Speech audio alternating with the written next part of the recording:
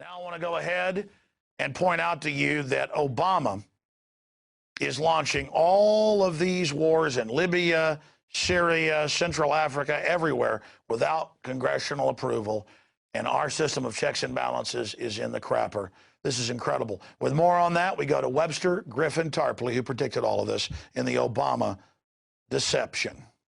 Well, you've just seen the tape. 3.5 years ago, Dr. Webster Tarpley, doctor of history, he's also an economist, predicted this invasion of the continent of Africa via the pretext of humanitarian intervention. And we have seen Libya shattered. He traveled there and was there under the bombardment. First reported, months before it came out, the massacre of black Libyans by the Arab al-Qaeda forces brought in.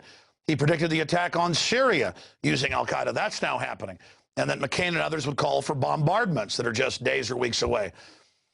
Now, I've done a lot of research to be able to cover this subject, but nothing compared to Webster. But what the establishment's planning on doing is more divide and conquer in Africa. And something bigger than the Congo wars that conservatively killed 8 million people or so. You know, you always hear about the Rwandan massacres. That was just one part of a larger constellation of mass murder that went on, all under the UN's auspices. And, of course, you know, earlier I went over a few articles from just last year. We'll talk more about these with Webster in a moment, where they send the UN into Ivory Coast, you name it, slaughtering tens of thousands and admitting they are. And it's almost always Christians. So it's all part of igniting Christian-Muslim infighting. As Tarpley said 3.5 years ago, kicking the Chinese out of the area. They're trying to use development, not military invasion, as a way to get the natural resources. And we see this new Kony 2012. And again, I'm not saying that Joseph Kony is some wonderful angel. The point is that the larger military that controls the country that he's in, that is fighting against the Lord's Resistance Army in Uganda, is one of the main command bases for AFRICOM to expand the overall destabilization and genocide program that is the official U.S. government policy of State Department Memorandum 200 by Henry Kissinger, saying use war, use famine, use balkanization, use other things to reduce population and industrialization in Africa from 1973. So this is part of a larger strategy or stratagem. And again, I'm not making moral judgments here on the face of it. I'm not saying the Serbs were wonderful angels, but that whole NATO attack and invasion was about balkanizing, bombing infrastructure, controlling drug routes, giving the Muslim extremists control of Albania. Same thing there. But here, they're getting ready for major genocide, and you heard it here first. It's going to be huge. It was earlier today, of course, I got a call from one of the people that works here, young daughters, a teenager, saying, oh, my gosh, you know, there's this Kony 2012. It's had 37 million views in just 3 days. And then, sure enough, I went and researched it. It's this giant call for war. In fact, they have graphics in here on the site saying something that Republicans and Democrats can both agree on. Let's aid the children, because Kony is grabbing them and using them as soldiers. Well, all of Africa does that. The UN does that. The UN's been caught raping them everywhere. The point is, this is part of a larger program and has nothing to do with the children. Remember, there were the people with Viagra raping the children in Libya? All lies. Saddam throwing babies out of incubators? All lies, admitted. Assad massacres, almost completely exaggerated, with al-Qaeda forces attacking and now caught staging shootings on CNN. This is all blowing up. So it's a pretext, just like I read the quote earlier with William Randolph Hearst, the owner of the Hearst Empire, saying, look, Remington Painter, you supply the paintings, the pictures, I'll supply the war. Okay, so that's what's happening here. And you better believe when they're done getting all the trendies clamoring and the children, you know, the young people, save the children over there, we're children. Of course, they're, again, the propaganda of the Pentagon and the globalists is now targeting American and Western children. They know the adult world's woken up, so now through social networks and all the things they control, Twitter, Facebook, YouTube, the places where we're censored, they are just going in and saying, get behind war, and all these bizarre posters about demand war, demand invasion. And we saw Obama in an exploratory operation, London Telegraph reported on. Obama deploys U.S. Special Forces to Central Africa. They tried that and they failed. And other investigative reporters that have gone over there to cover this, they die. But these other folks putting out this Kony 2012, they were able to be there for years and get all this useful material. They may be useful idiots, but bottom line, I know packaged propaganda when I see it. And I know the West policy to genocide Africans and to give them those special vaccines where half of them get HIV. So I know the score. When the West wants to help Africa, like Bill Gates and his GMO, look out. Dr. Tarpley, again, I've tried to go over some of this here, but it is mind-blowing to see how they use Twitter, Facebook to overthrow their old dictator in Egypt, and then now things are 10 times worse. To overthrow a guy who'd made deals with him, Gaddafi, now things are 20 times worse. No one debates that. With Assad, I mean, this is order out of chaos. You have studied Africa like no one else I know. You've been there many times. You predicted it in the Obama deception. Everything is happening as you said it would. What's really going on here? Well, I think there are really two sides to this. One is the strategic reality of what the U.S. and the British are doing in Africa. And then there's this viral video, right, from the Invisible Children organization with movie stars and political influentials, and how they're trying to create an actual war hysteria in the American people, which I think can be applied to Africa and also some other places. Let's just take a look at Uganda, which is where this is focused. For the past 25 years or so, since Yoweri Museveni became the dictator of Uganda, and he's a dictator. He's been there for 26 years, right? He's up there with Mubarak and some other people. You never hear that as a complaint, though. He's a great guy. We don't even hear a word about him. Museveni has been the dictator of Uganda since about 1986. And as a result of his rule, which is already with many atrocities and human rights abuses, there's a resistance movement in the northern provinces, which are inhabited by the Acholi people. And that takes this monstrous form of the Lord's Resistance Army under Joseph Kony. And Kony is the figure that is demonized in this film. Now, Kony, one may well say, deserves all the demonization he gets. I think in this case that may well be true.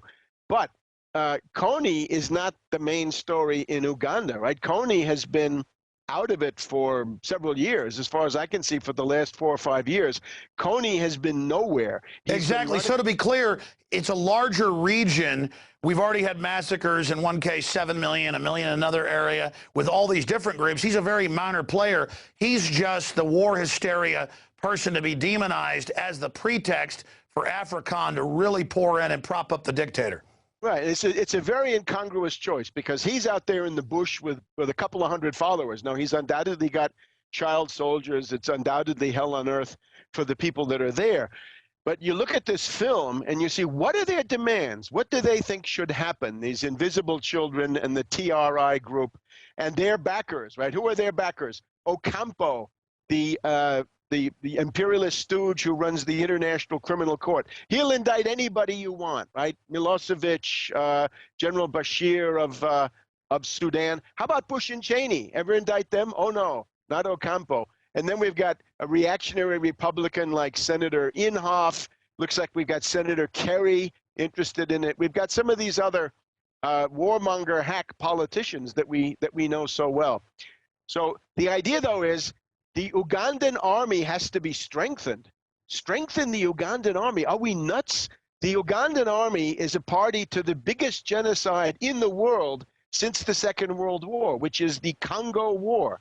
The Congo War from the late 90s until, say, the middle of the past decade killed something like 7 or 8 million people, and Uganda invaded Congo and carved out about a third of the country with unbelievable atrocity. So you'd really say Between Kony and the Ugandan army, the much bigger war criminal, the wholesalers of genocide, are the Ugandan army and not Kony. Now, this is, he would be a retailer, of course, and that's very serious.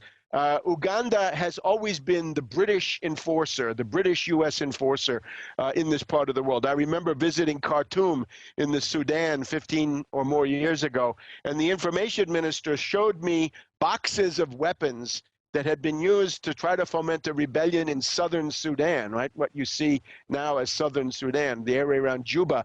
And these boxes said, Defense Ministry of Uganda, Kampala, Uganda. So they'd been supporting this. And this entire story of the massacre of the Tutsis in the mid-1990s, Museveni and his group also very much implicated in that story. So if you look at this entire area, it is a horrendous human rights hell on earth, really.